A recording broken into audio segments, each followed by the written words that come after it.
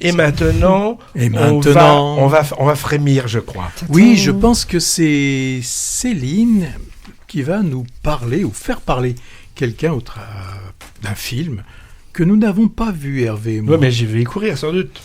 Et que je n'ai pas vu moi non plus. Comment parler d'un film qu'on n'a pas vu ? On fait parler les autres. Eh bien, on interviewe des gens qui sortent du film.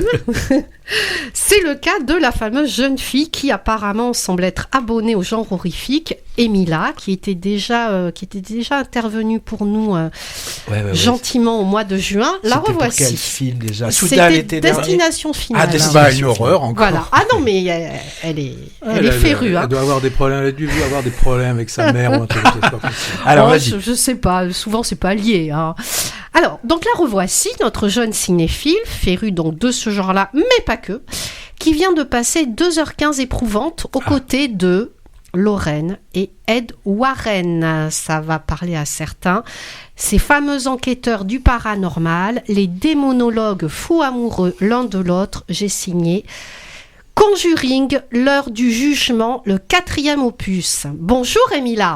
Ce 4e opus raconte l'histoire de la famille Smurl, qui subit une présence démoniaque dans sa maison. La famille Warren finit donc par se déplacer pour leur venir en aide. Je l'ai trouvé bien, malgré une intrigue un petit peu longue à se mettre en place comparée aux autres Conjuring de la saga. Sûrement parce qu'il marque également la fin donc, de cette saga, et les aspects familiaux sont plus au centre du film. Mais le fait que l'histoire de la famille Smurl fait écho au début de la carrière de la famille Warren donne un effet de puzzle terminé. En tant que fan de cette saga, dans tous les cas, s'il y a une suite, ce ne sera plus comme avant, parce qu'on sent vraiment que c'est la fin de la saga. De toute façon, dans les crédits de fin, il est dit, il raconte la mort de la famille Warren. Et s'il y a une suite, ce sera soit un préquel, soit un sequel avec la fille des Warren, Judy, qui reprendra le flambeau. Alors, je rappelle que dans l'univers Conjuring, en tout et pour tout, il y a 10 films, les 4 Conjuring, mais également 2 épisodes de La Nonne, 3 épisodes d'Annabelle